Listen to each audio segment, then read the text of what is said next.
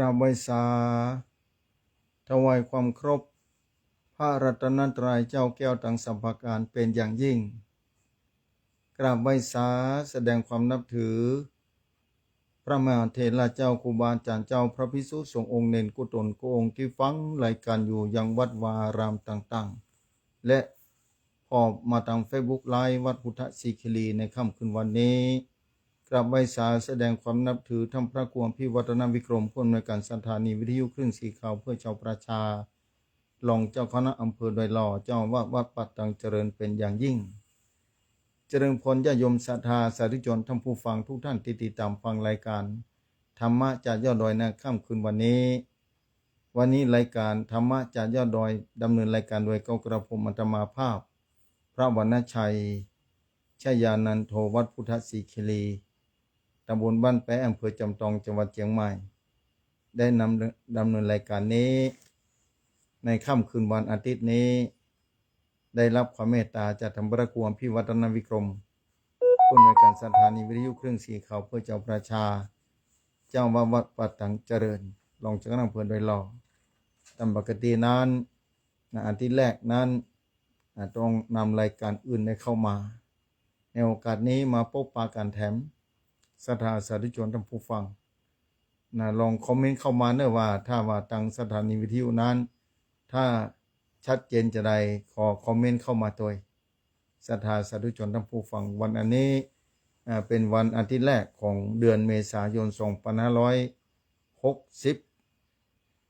สถาตรงกับวันอาทิตย์ที่6พอดี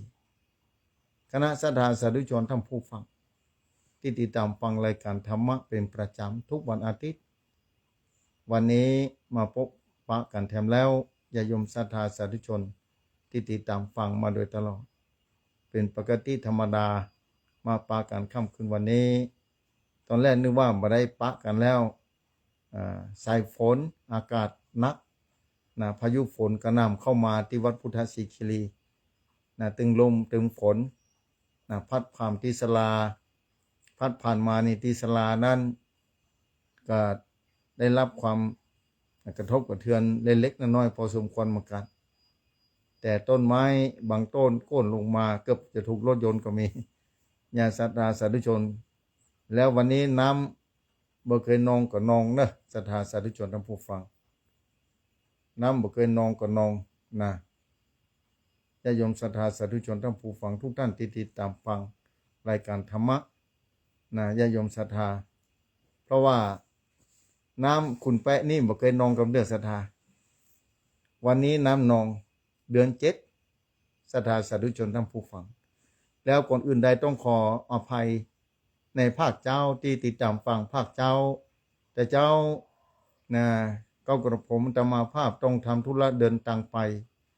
ที่จังหวัดลำปางต้องออกแต่เจ้าเพราะฉะนั้นต้องขออภัยภาคเจ้าไม่ได้มาออกรายการมาพบปะญาติโยมศรัทธาแต่มาปะตอนค่ำนี้ญาติโยมศรัทธาสาธุชนที่ติดตามฟังรายการญาติโยมศรัทธาสาธุชนที่ติดตามฟังธรรมะเป็นที่น่าอนุโมทนาเดือนนี้ต้องขอบอกศรัทธาญาติโยมต้องระแวดระวังเถอะเนอะตึงฝนตึงฟ้าตึงลมมาโดยบ่ฮู้ตัวก็มีที่จริงกรมอุตุนิยมวิทยาเพิ่นก็บอกแล้วว่าช่วงนี้ทางภาคเหนือนี่หลายภาคด้วยกันจะเจอพายุฝนลมฝนต่างๆเข้ามาเพราะฉะนั้นให้ระแวดระวังเถอะเนอะเรื่องฝนเรื่องลมศรัทธาสาธุชนต้องระวังตัวอย่าไปประมาทเด็ดขาดเหมือนว่าพุทธศิคิรีมาได้ลงหูกวันหนึ่งจะลงไปฝนมาเกือบจะลงกุฏิเกือบจะถึงมาประมาณสักเกินเม็ดเกือบจะเม็ดก้นไม้ใหญ่แต่มีไม้ไผ่กันไว้ทางพื้นบดถูกหลังคาบดถึงสักกรรมศรัทธาสาธุชนท่านผู้ฟังท่านผู้ชมทั้งหลายฉะนั้นญาติโยมศรัทธาเนี่ยอันตรายรถเอาไว้ใจบรรทุกของการนึ่งเกือบไปเหมือนกันฝนฟ้าลงมาพอดีลมพัดต้นไม้ใหญ่ไม้ใหญ่พอสมควรเลยวิทย์ไปคืบเดียวเท่านั้นเกือบไปบ้านนี่ก็ตึงรถตึง สังกะสีตึงศาลาน้อยที่เอารถไว้นะคงจะพังหมดเลยอันนี้ปลอดภัยอยู่แล้วมีศรัทธาโทรถามมาแผ่นดินไหวเป็นจะได้พ่องเจดีย์ก็อยู่ได้บ่เป็นอย่างปกติทุกอย่างนะทุกอย่างปกตินะญาติโยมศรัทธาสาธุชนทั้งผู้ฟังและจะเจ้ามีโยมเข้ามาเยี่ยมหาต้องขออภัยเถอะเนอะโยมห้วยม่วงฝั่งซ้ายพอดีเดินทางไปแต่เจ้านะศรัทธาถ้าฟังอยู่ชมอยู่ก็ดีนะที่บ้านห้วยม่วงฝั่งซ้ายนะต้องขออภัยตัวนะแต่มาเดินทางไปแต่เจ้านะไปเดินทางไปจังหวัดลำปางต้องขออภัยตัวมาบอกปะนะบางทีก็ปะเนาะธุระปะปังก็มีศรัทธาต้องเดินทางไปช่วงนี้เรื่องภัยธรรมชาติกำลังทวีความรุนแรงขึ้นมาศรัทธาสาธุชนที่อยู่ในพื้นที่ต่างๆต้องระแวดระวังเหมือนกันเนื่องศรัทธาภัยหลายอย่างที่กำลังจะเกิดขึ้นหรืออาจจะบ่เกิดก็ได้แต่ถ้าเกิดขึ้นแล้วศรัทธาเองจะต้องระแวดระวังขอศรัทธาอยู่กับศีลกับธรรมไว้มีที่เปิ้งไว้เป็นดีที่สุดศรัทธาคนเฮาถ้ามีที่เปิ้งกับบ่มีที่เปิ้งนี่มันต่างกันแบบอย่างใดศรัทธาคงเข้าใจน่าจะบ่ต้องอธิบายเท่าใดนักเพราะศรัทธาต่างหลายแจ่มแจ้งและเป็นผู้รู้เป็นส่วนใหญ่ที่สามารถเข้าใจได้ถ้าอู้ไปแล้วนะญาติโยมศรัทธาเพราะว่าถ้าว่าไผมีที่เปิ้งตั้งใจมีที่เปิ้งไว้ความหวังมีความหวังมีที่เปิ้งไว้อย่างเฮาปลูกต้นไม้เฮาก็มีความหวังว่าสักวันหนึ่งต้นไม้แต่ละต้นนั้นก็คงจะส่งหืบผลออกดอกออกหน่วยหืออันนี้เป็นความหวังไงที่เปิ้งที่เอาปลูกอย่างต่างๆไว้แล้วเอาสร้างบุญกุศลเหมือนกันเอารักษาศีลก็ดีเอาภาวนาก็ดีล้วนแต่จะเกิดผลอย่างการภาวนานี้เกิดผลทันทีเลยจิตมันสงบถ้าเอาพอลมหายใจแบบนี้ยกตัวอย่างศรัทธานะยกตัวอย่างคือศรัทธาในคือมีที่เปิ้งไงถึงวันนี้มันการภัยธรรมชาติเกิดขึ้นนะแผ่นดินไหวครั้งนี้ที่เมียนมาที่ผ่านมาวันที่28เป็นที่หูกลับมาแล้วศรัทธาอินเทอร์เน็ตมันมีปัญหาบางช่วงเพราะช่วงนี้พายุฝนลมฝนมาต้องขออภัยเนอะศรัทธาพายุฝนเข้ามานักเสาอากาศเสาทวนสัญญาณเสาโทรศัพท์ส่งสัญญาณของอินเทอร์เน็ตวันทูคออาจจะมีปัญหาวันช่วงอาจจะมาจ้าต้องขออภัยโดยแต่หายไปเป็นกรรมศรัทธาต้องขออภัยอย่างยิ่งในอินเทอร์เน็ตมันมีปัญหาเพราะว่าพายุเข้ามาแหงตอนแรกว่าจะลงไปจัดที่วัดหนองผาขาวแล้วพอดีคนขับบ่ว่างไปติดต่อข้ามลงไปฝนตกแล้วก็ทำความสะอาดศาลาที่หน้าวัดพระธาตุหน้าพระธาตุเจดีย์ญาติโยมศรัทธาทำบุญล่าจ้าไปติดต่อคนขับบ่มีพอเดินทางมาถึงค่ำคนขับคนเจ้าก็ต้องกลับไปบ้านญาติโยมศรัทธาเนี่ยการเดินทางมีปัญหาอินเทอร์เน็ตก็มีปัญหาแต่ดีอยู่ที่จะหายไปเป็นกรรมญาติโยมศรัทธาอาจจะให้เป็นช่วงต้องขออภัยอย่างยิ่งนะขอความเมตตาจากท่านพระครูอภิวัฒนวิกรมเปิ้นก็เชื่อมต่อนะสถานีไหนที่ดังก็พิมพ์เข้ามาโดยนะผ่ฟังทางสถานีวิทยุอยู่ตอนนี้พิมพ์เข้ามาตัวว่ากำลังฟังทางสถานีวิทยุอยู่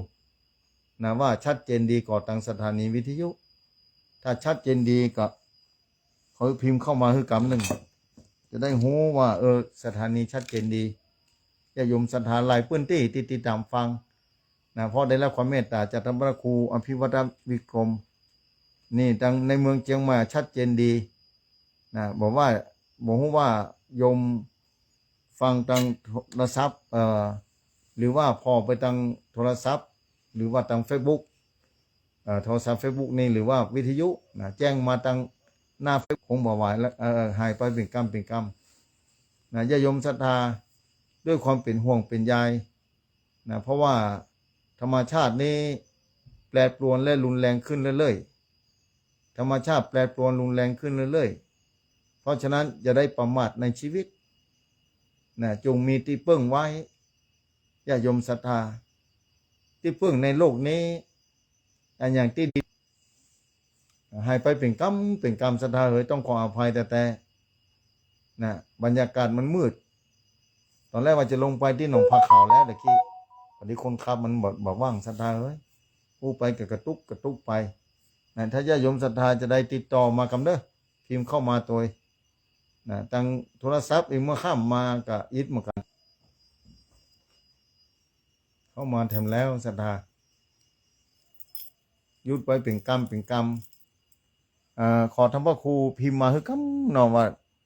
สามารถจะเชื่อมต่อได้อยู่ก่อนครับอาจารย์ท่านพระครูที่วัดปัตตังเจริญอาจารย์ท่านพระครูรองเจ้าคณะอำเภอดอยลอท่านพระครูพิมพ์วัฒนาวิกรมบอกว่าเป็นไปได้อยู่ก่อนขอจัดทำเฟซบุ๊กนะญาติโยมศรัทธาเนี่ยขอเป็นห่วงด้วยความเป็นห่วงศรัทธาด้วยความเป็นห่วงเป็นใยญาติโยมศรัทธาสาธุชนทั้งผู้ฟังเพราะว่าแต่ละคนแต่ละท่านนั้นได้ทราบข่าวหูข่าวเป็นอย่างดีประจักษ์แก่สายตาของศรัทธาคร่าวๆก็ศรัทธาได้หูชัดเจนดีแล้วกระตุกมาแถมแล้วจะได้ก็ตามศรัทธาผู้พระไปแบบนี้เดี๋ยวลองจะเช็คพอยกำหนึ่งจริงๆคลื่นเมื่อค่ำนี้จะอิดน้อยที่บนดอยที่นี่ทุกเครื่องนะเพราะฉะนั้นต้องขออภัยศรัทธาสาธุชนก็ติดต่อไปแล้วติดต่อไปทางคือ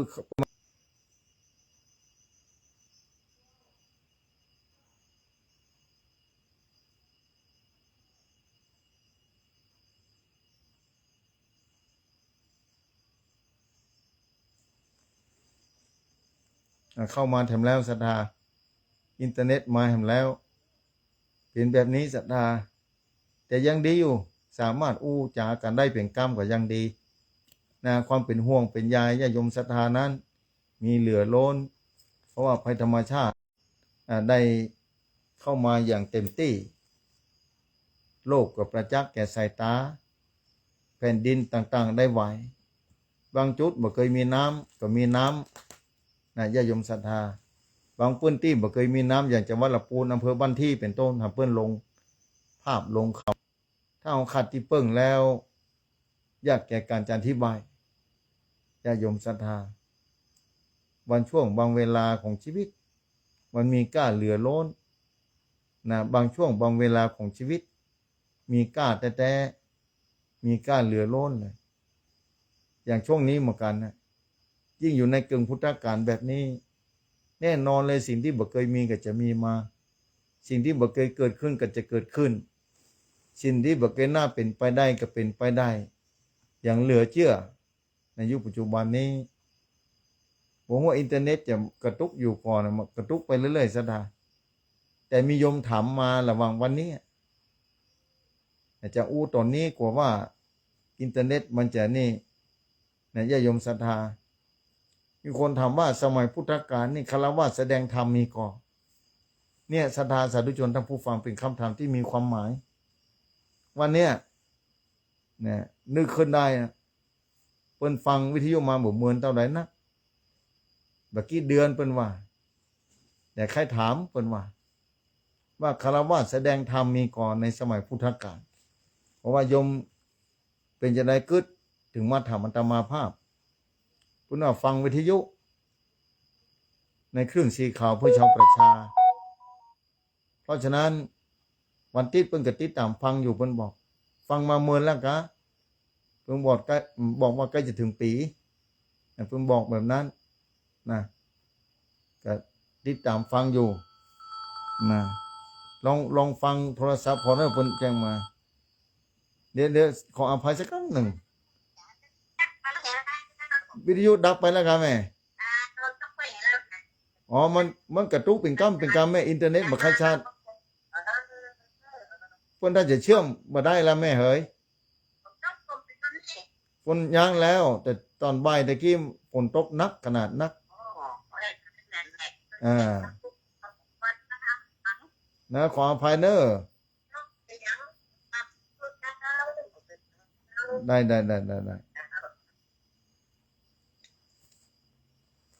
อินเทอร์เน็ตมันกระตุกนะก็ติดตามฟังไปตาม Facebook นี่กันแล้วกันอาทิตย์หน้าก้อยมาตอบคำถามดีก้านะเพราะว่ามีคนถามเข้ามานะว่าสมัยพุทธกาลนั้นมีคนคฤหัสถ์นี่แสดงธรรมมีก่อปุณว่านะที่จริงอยากจะตอบค่ำคืนวันนี้นะอยากจะตอบตอนนี้นะแต่ว่าทางสถานีวิทยุดับไปแล้วเชื่อมต่อมาได้เพราะว่าอินเทอร์เน็ตมันกระตุกเป็นกรรมฟังหมูเรื่องนะญาติโยมศรัทธาต้องขออภัยตัวเนอะต้องขอขอบคุณในเมตตาธรรมอย่างยิ่งอาจารย์ท่านพระครูเพิ่นกับพยายามเชื่อมต่อตลอดดับไปเพิ่นก็เชื่อมต่อมันก็อิดนะต้องขออภัยตัวนะเพิ่นถามว่าคฤหัสถ์ในแสดงธรรมมีก่อเพิ่นแบบนี้เนี่ยอยากจะตอบในสถานีวิทยุโดยเพราะว่าถ้าตั้งสถานีวิทยุนั้นคนฟังนักสถานะขอตอบว่ามีในสมัยพุทธกาลมีแต่เป็นไม่ยิงตัวที่หูนะเป็นไม่ยิงตัวเพราะใจก็มีนะเพราะฉะนั้นน่าจะเอาไว้ตอบศรัทธารวมถึงสถานีตัวเนาะเพราะว่าโยมแจ้งมานี่ทางอำเภอเงาจังหวัดลำปางแจ้งมาว่าวิทยุดับไปเพราะว่าเชื่อมต่ออย่างลำบากค่ำคืนวันนี้นะญาติโยมศรัทธาฉะนั้นทางสถานีวิทยุจะดับไปนะทางเฟซบุ๊กไลฟ์ก็มีอยู่คือติดตามฟังไปทางเฟซบุ๊กนี่ก่อนผู้ที่ติดตามฟังก็มีคน2 คนก็ยังดีนะด้วยความเป็นห่วงศรัทธาก็ติดตามฟังย้อนหลังก็ได้นะญาติโยมศรัทธาสาธุชนที่ติดตามฟังที่ติดตามพ่อนะเพราะว่าโลกปัจจุบันนี้มันเปลี่ยนแปลงไวแต่ทุกคนจะไปลืมว่าที่เปิ้งนั่นคือการไหว้พระสวดมนต์การฮือตานและรักษาศีลแล้วการภาวนานี่มี3 อย่างเต้าอีแล้วนะญาติโยมศรัทธาทำไปเถอะแม้เขาจะมาหักมันจะมาอ่านว่าแม้เขาจะมาหานว่าดอกต้นไม้อย่ามาออกดอกสักกำเตื้อนะหน่วยก็ยำมาหารถ้าดอกมันบ่มีแต่บ่เป็นหยังต้นไม้เขาบ่ตายกันแล้วกันจะไปให้ต้นไม้มันตายนะเมื่อต้นไม้บ่ตายนี่วันหนึ่งถ้าฝนตกลงมาตลอดฤดูแต่ละครั้งต้นไม้ต้นนั้นน่าจะมีหน่วยฮือนะเจ้าของไม้ที่ไปปลูกนั้นนะศรัทธาเมื่อเดียวกันชีวิตเฮาถ้ามีที่เปิ้งนะมีที่เปิ้งตั้งความหวังไว้เป็นอย่างดีแล้วปลูกไว้อย่างดีแล้วดูแลอย่างดีแล้วสาธุชนท่านผู้ฟังแน่นอนเลยทีเดียวว่าต้นไม้สักวันหนึ่งจะต้องมีออกดอกและออกหน่วยเพราะว่าหากอย่างลงในดินแล้วถ้าต้นนั้นบ่ตายต้องดูแลจิตใจของศรัทธาให้ดีแต่ถ้าปลูกลงไปแล้วถูกต้องดีงามแล้วต้นไม้จะบ่ตายสำหรับบุญกุศลที่ทำไปแล้วหรือว่าปัจจัยบุญที่ตรงกับคำกับบุญนั่นก็คือบาปสิ่งที่บดีอกุศลกรรมและกุศลกรรมส่งผลอย่างเดียวกันศรัทธาจะจ้าจะเวยสุดแท้แต่แรงของกรรมนะญาติโยมศรัทธาแรงกรรมเนี่ยเป็นการผลักดันคือได้รับนะเป็นวิบากนั่นก็คือผลของกรรมดีและกรรมไม่ดีในยุคปัจจุบันนี้จะเห็นว่าภัยต่างๆได้เกิดขึ้นนะญาติโยมศรัทธาภัยต่างๆได้เกิดขึ้นณปัจจุบันนี้ภัยที่เกิดขึ้นนี้มาจากการกระทำของมนุษย์ทั้งนั้นส่งผลมาถึงปัจจุบันนี้แต่ละยุคแต่ละสมัยไม่ใช่เหมือนกันศรัทธา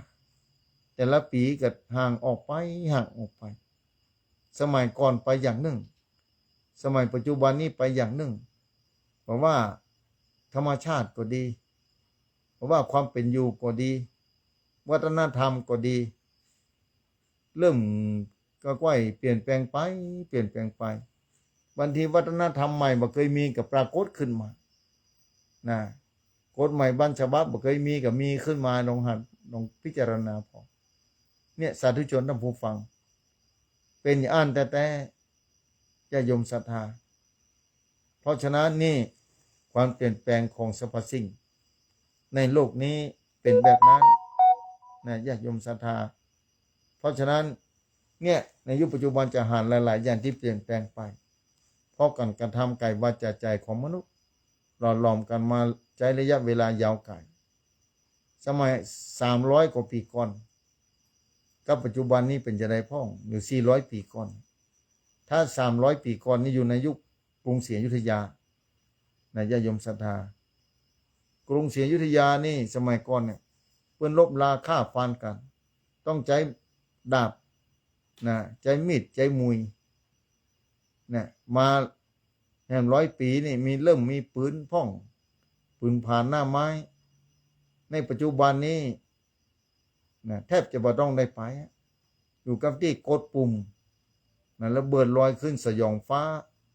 นะที่สถาหันอยู่ถึงวันนี้หลายประเทศที่กำลังห้ามหันกันต่อสู้กันแล้วบอกว่าจะกระจายมาถึงแผ่นดินไทยก็ยังบ่แน่อย่ายมใส่ขอให้ประเทศไทยนั้นจะได้มีภัยเกิดขึ้นนะให้รอดนะปลอดภัยไปกู้คนแต่ขณะเดียวกันที่ผ่านมาแผ่นดินไหวที่ประเทศพม่า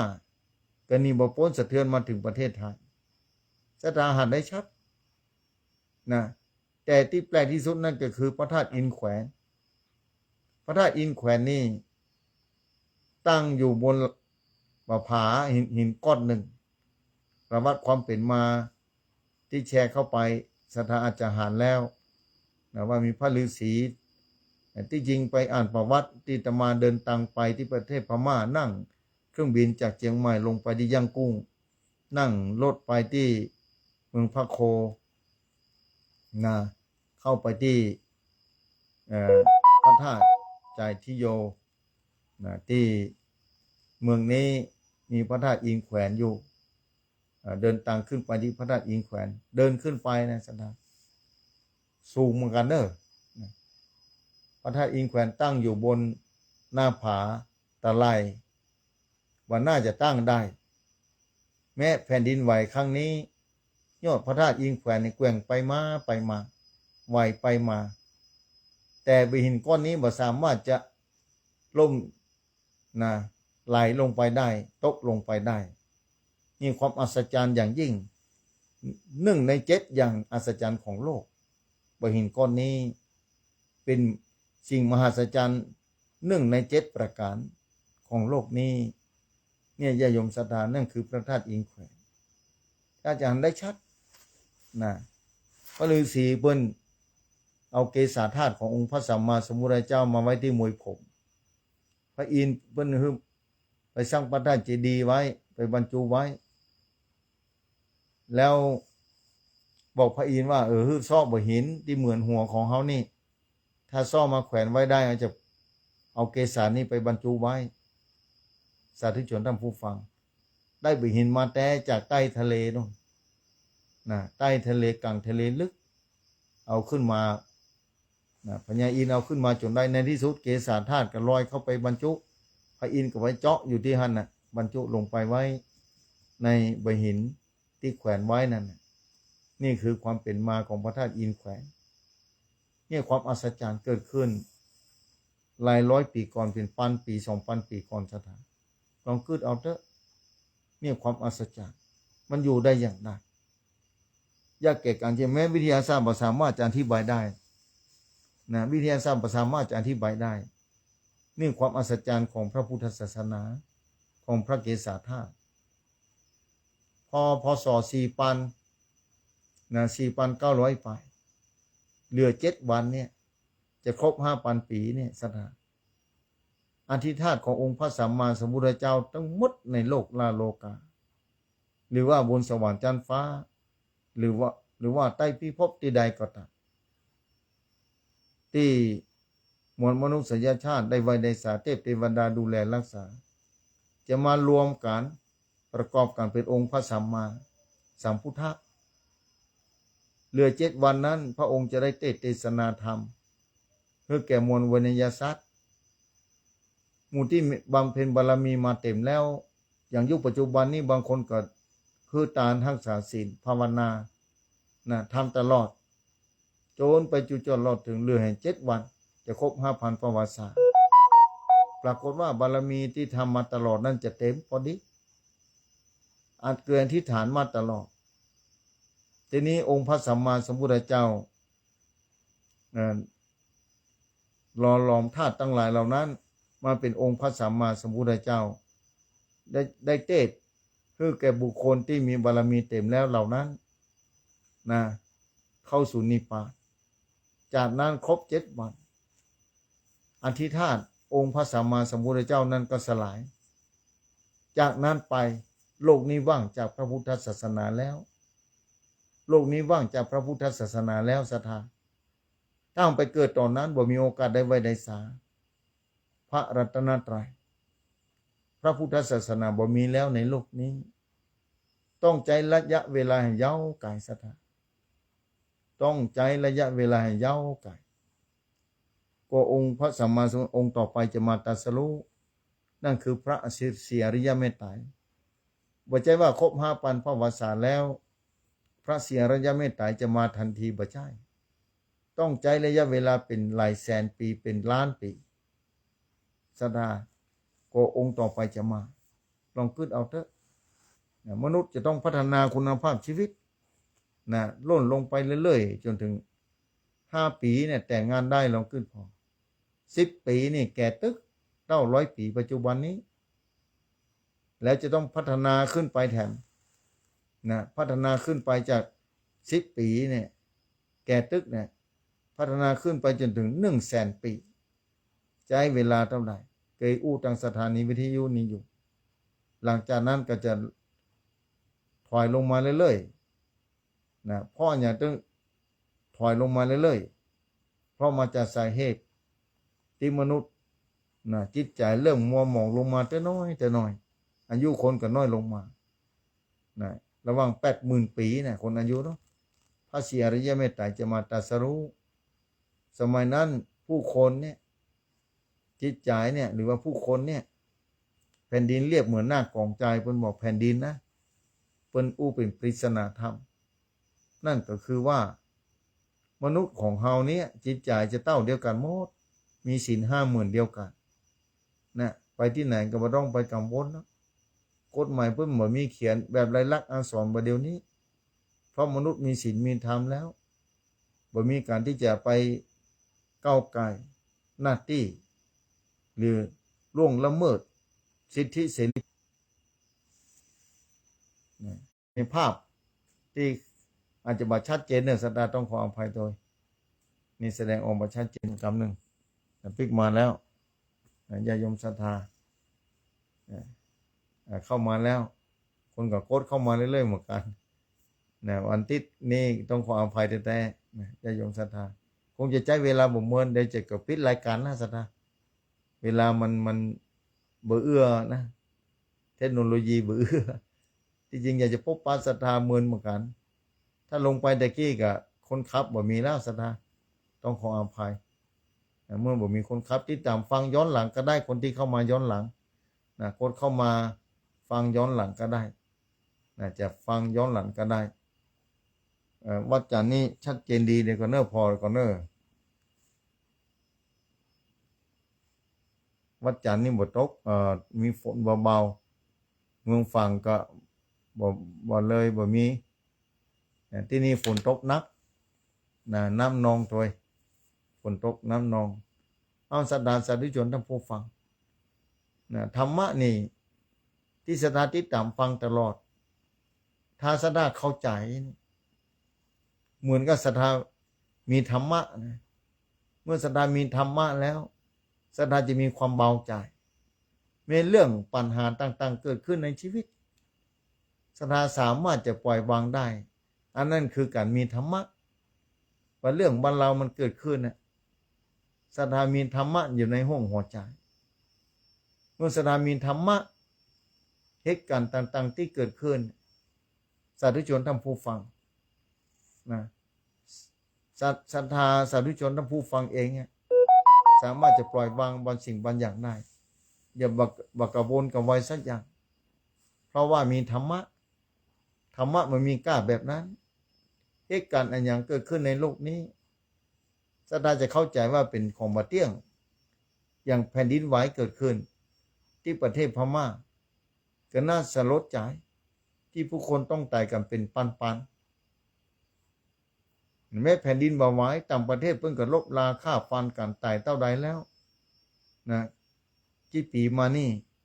แล้วโรคภัยไข้เจ็บเข้ามาเบียดเบียนมนุษย์คนเฮาเท่าใดแล้วณตอนนี้ประชากรก็ลดลงไปเรื่อยๆแล้วนะลดลงไปเรื่อยๆท่านอาจารย์เอาอย่างเป็นบรรทัดฐานก็เอาผู้คนประชากรในโลกนี้ที่เป็นบรรทัดฐานก็คือนักเรียนเนี่ยละอ่อนมันบ่เกิดน้อยเกินไปทำให้โรงเรียนแต่ละที่ยุบไปเป็นที่โรงเรียนแต่ละที่ยุบไปเป็นที่นี่เป็นบรรทัดฐานเป็นเครื่องวัดว่าผู้คนประชากรในลดลงไปนะลดลงไปแล้วตอนนี้แต่ละวันนั้นแต่ละเดือนนั้นบางหมู่บ้านแทบกู้เดือนนะบางหมู่บ้านที่ใหญ่ที่มีประชากรนักมีหลังคาเรือนหลายเป็นปันหลังคาแบบนี้5 6 700หลังคาแบบนี้นะบางทีมีแทบทุกเดือนสมัยก่อนนั้นหมู่บ้าน1 ปีละครั้งปีละคนแต่ตอนนี้บ่ใจเสียแล้วนะหมู่ที่อาตมาอยู่นี่ปีพศนี้ไปแล้ว3 ศพไปแล้ว3 คนละลาโลกนี้ไปส่วนใหญ่จะเป็นคนชรานะแต่ถ้า60ลงมานี่น่าแปลกนะถ้าหายลงไปบ่น่าจะไปแต่ไปก่อนแล้วแบบนี้ศรัทธาสาธุชนท่านผู้ฟังเพราะฉะนั้นญาติโยมศรัทธาสาธุชนท่านผู้ชมที่ติดตามฟังประดัง Facebook นี่ต้องขอบอกว่าถึงวันนี้ผู้คนเริ่มน้อยลงไปเต้อน้อยเพราะฉะนั้นเวลานั้นมีค่าอย่างยิ่งเหมือนกับทองคำเหมือนกันยิ่งสงครามเกิดขึ้นเนี่ยทองคำยิ่งมีค่าเพิ่มขึ้นแทนบาทหนึ่งแต่ก่อนเนี่ยสมัยก่อน4-5 ปันนะสมัยปี2130 29 2530 30ปลายนี่4 ปันปลาย5 ปัน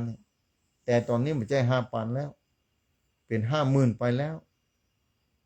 ในระยะเวลาบัดเท่าใดนักก็กี่10 ปีนะขึ้นไปเป็น50,000ลงขึ้นพอศรัทธาสาธุชนท่านผู้ฟังเนี่ยความเปลี่ยนแปลงของสรรพสิ่งต่างๆได้เกิดขึ้นขนาดนี้ป่านนี้แล้วร่างกายของศรัทธาเองก็เปลี่ยนแปลงเหมือนกันเมื่อศรัทธาเมื่อหนุ่มเมื่อน้อยความว่องไวความกระชับกระเฉงความคิดความอ่านการทำงานต่างๆอาจจะเวยว่องอาจจะว่องไวกระชับกระเฉงแต่มาอายุเพิ่มขึ้นแล้วความว่องความไวความกระชับกระเฉงอาจจะบ่เหมือนเก่าอาจจะแปรปรวนเปลี่ยนแปลงไปศรัทธาสาธุชนทั้งหลายนี่ความเปลี่ยนแปลงของสรรพสิ่งความเปลี่ยนแปลงที่ใกล้ที่สุดก็คือร่างกายว่าต้องไปพอที่ไหนร่างกายของคนเฮานี่แหละที่เปลี่ยนแปลงไปแต่เปลี่ยนแปลงไปอย่างบ่หยุดยั้งนะเปลี่ยนแปลงไปเรื่อยๆเปลี่ยนแปลงอยู่ตลอดเวลาศรัทธาจะหันได้ชัดนะเนี่ยถ้าเอามาพิจารณาแบบนี้ศรัทธาจะได้บ่ประมาทนะศรัทธาจะได้บ่ประมาทในชีวิตญาติโยมศรัทธาจะมีชีวิตที่นี่ด้วยความบ่ประมาทมีชีวิตที่มีกล้าถ้าศรัทธาบ่ประมาทในชีวิตเวลายิ่งเหลือน้อยนะเวลายิ่งเหลือน้อยชีวิตยิ่งมีกล้าเพิ่มขึ้นทุกวันอย่างสิ่งที่หายากก็มีกล้าอย่างทองคำที่บอกถ้าถามว่าเพชรบ่ต้องอู้ถึงแล้วราคามันจะขนาดไหนชีวิตเฮาเหมือนกันแพงกว่าทองคำหลายเท่าแพงกว่าเพชรหลายเม็ดเพราะว่าบ่สามารถจะซื้อด้วยเพชรได้ชีวิตของแต่ละคนนั้น นะว่าสามารถจะซื้อด้วยเพชรได้ถ้าถึงเวลาแล้วรหัสกรรมมาถึงทุกคนก็จะต้องทิ้งร่างกายนี้ลงไปบนโลกนี้บ้านเก่าแล้วบางทีก็ต้องทิ้งลงไปแล้วนะแต่ดวงจิตนี่บ่ตายจิตไม่มีตายจิตนี่บ่ตายแต่ร่างกายนี่ตายร่างกายนี่สลายร่างกายนี่สลายเป็นแน่แท้แต่ดวงจิตของศรัทธานั้นบ่ตายเนอะจะต้องเคลื่อนออกจากร่างกายนี้ไปเหมือนกับว่าบ้านเฮามันเก่าแล้วมันจะพุจะพังลำมาล่ออยู่แล้วนี่ถ้าลงมากับก้นละศรัทธาสาธุชนท่านผู้ชมลงมามันกับก้นแล้วร่างกายเฮาเหมือนกันยิ่งเมินไปนานไป50-60ไปแล้วถ้าชีวิตลมหายใจมีโชคดีแต่นับวันก็นับถอยหลังไปตึงวันนับถอยหลังไปตึงวันเพราะว่าใกล้เวลาหมดไปยิ่งเวลาหมดไปชีวิตมีกล้าขึ้นตึงวันนะมีกล้าเพิ่มขึ้นติ๊กๆเพราะว่าเวลาที่เหลือนั้นจะต้องทำให้มีกล้าและจะต้องแยกอย่างใดดีวันนั้นนิยมทำเมื่อเวลาเหลือน้อยจะแยกอย่างใดดีก็ต้องทำจิตใจให้สะอาดจะต้องทำจิตใจให้ผ่องใสอย่าได้ภาวะพะวงกับสิ่งอื่นนอกเหนือจากกายออกจากกายไปแล้วแม้แต่ร่างกายเขาก็ต้องละทิ้งบนโลกนี้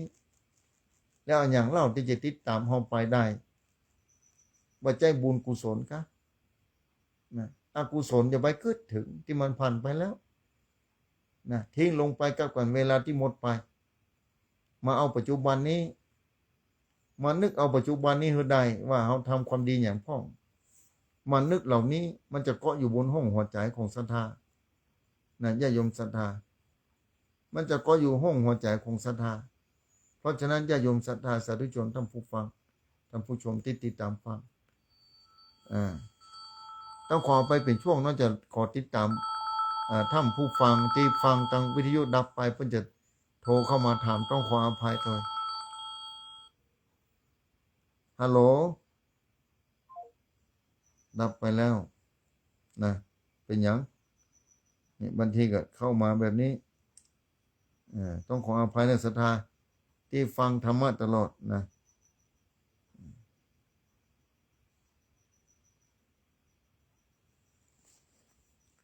เพราะฉะนั้นอย่าโยมศรัทธาจงทำชีวิตนี้ที่เหลืออยู่นี้คือมีกล้านะอย่าภาวะพะวงเลยศรัทธาถ้าศรัทธาเป็นพวกอุ้ยไม่อุ้ยเป็นต้นนะศรัทธาแน่นอนเลยทีเดียวบางคนถ้าบอกมีธรรมะจะต้องภาวะพะวงกับนะลูกเต้าหลานเลนกะทรัพย์สมบัติที่มีอยู่ที่ให้ที่นาที่สวนที่บ้านที่จองที่หอที่เฮือนก็ดีสิ่งต่างๆที่เป็นของเฮาที่เฮาพูดถึงเฮาเข้าใจแบบนี้แต่เมื่อถึงเวลาที่เฮาจะต้องละร่างเฮานี้ลงไปบนโลกนี้สิ่งที่นอกเหนือจากร่างกายเฮานี้บ่ใช่ของเฮาแล้วแม้แต่ร่างกายบ่ใช่ของเฮาแล้วเฮาจะเอาอันอย่างไปได้เล่าศรัทธาสาธุชนผู้ใจบุญต่างหลายต้องคิดถ้าศรัทธาเข้าใจตอนนี้ศรัทธาจะต้องพยายามแล้วแปลสภาพนะทรัพย์ที่นะทรัพย์ที่นะมีค่าบนโลกนี้คือเป็นอริยทรัพย์คือทรัพย์ภายในคือใดญาติโยมศรัทธาต้องเปลี่ยนทรัพย์ภายนอกคือเป็นทรัพย์ภายในสุดแต่ศรัทธาเข้าใจนะเปลี่ยนทรัพย์ภายนอกคือเป็นทรัพย์ภายในนั่นคืออริยทรัพย์ทรัพย์ภายในทรัพย์ภายนอกคือเป็นทรัพย์ภายในคือได้พยายามเท่าที่จะเป็นไปได้วันหนึ่งนั้นนะศรัทธาจะเข้าใจเพราะฉะนั้นญาติโยมศรัทธาสาธุชนที่ติดตามฟังรายการธรรมะแต่ละครั้งก้อนไกด์บนว่าภาษาเหนือว่าก้อนไกด์ถ้าภาคกลางก็คือการกรองนะ เอาที่มีกล้าเอาที่มีความหมายเอาที่มีแก่นสารนะนำมาใช้กับชีวิตประจำวันและจำเอาไว้ด้วยจำไว้แล้วจะได้ถึงเวลามีความทุกข์มาจะได้ธรรมะนั้นถ้าปรากฏขึ้นในห้วงหัวใจของศรัทธาจะได้บรรทุกใจศรัทธาจะได้สบายใจในขณะที่ความทุกข์เกิดขึ้นนะศรัทธาจะได้สบายใจในขณะที่ความทุกข์เกิดขึ้นศรัทธาจะบาฮ้อนใจศรัทธาจะเย็นใจได้อันนี้การมีธรรมะถ้าบ่มีธรรมะแล้วเหตุการณ์เกิดขึ้นแต่ละครั้งที่ขึ้นมาในชีวิตศรัทธาจะฮ้อนนะจะฮ้อนถึงภายนอกและภายในนะเมื่อฮ้อนถึงภายนอกภายในศรัทธาลองคิดพออันยังจะเกิดขึ้นถ้าบ่ใช่ความทุกข์ถ้าฮ้อนภายนอกและภายในใจก็ฮ้อนกายก็ฮ้อนความทุกข์ย่อมเกิดขึ้นเป็นแน่แท้ในพระพุทธศาสนาไปใช้นำเอาหลักธรรมะในพระพุทธศาสนาไปใช้นำเอาไปใช้จนได้อย่าเมื่อเราหิวข้าวเมื่อเรามีอาหารอยู่อาหารจะได้ก็ตามที่มีคุณค่าต่อร่างกายความหิวเกิดขึ้นเมื่อใดเอาอาหารเหล่านั้นนำมากินนำมากินก่อนที่บดขึ้นแล้วเคี้ยวขึ้นละเอียดก่อนที่จะกลืนลงไปในท้องลำไส้ก็ดีกระเพาะบดไปแล้วส่งไปหาลำไส้และจะได้กระจายออกไปคือร่างกายส่วนต่างๆได้ใช้ศรัทธาจะได้อยู่แบบมีความสุขเนี่ยญาติโยมศรัทธาสาธุชนที่ติดตามฟังธรรมะที่ติดตามพออยู่ก็ต้องขอบคุณไว้ในโอกาสนี้ตัวฉะนั้นอย่าลืมนะนำหลักธรรมะมาใช้ในชีวิตประจำวันให้ได้เมื่อเราได้หู้ได้ศึกษาว่าใจจะมีความเข้าใจและหู้ได้ง่ายๆหลายภพหลายชาติก็จะได้เจอพระพุทธศาสนาต่างชาติตอนนี้เพิ่นบ่ได้ปะพระพุทธศาสนาญาติโยมศรัทธาหลายประเทศที่บ่ได้นับถือพระพุทธศาสนาแต่บางคนเพิ่นก็มีธรรมะในห้วงหัวใจได้บ่รู้สึกตัวแต่ว่าอันนั้นคือธรรมะมีการฮื้อตานเหมือนกันอย่างประสบภัยแผ่นดินไหวที่พม่าเป็นต้นหลายประเทศยื่นมือเข้ามาช่วยเหลือเพิ่นฮ้องว่ามนุษยธรรมแสดงความเสียใจและเป็นห่วงแล้วนำทรัพย์สมบัติที่มีอยู่ในประเทศนั้น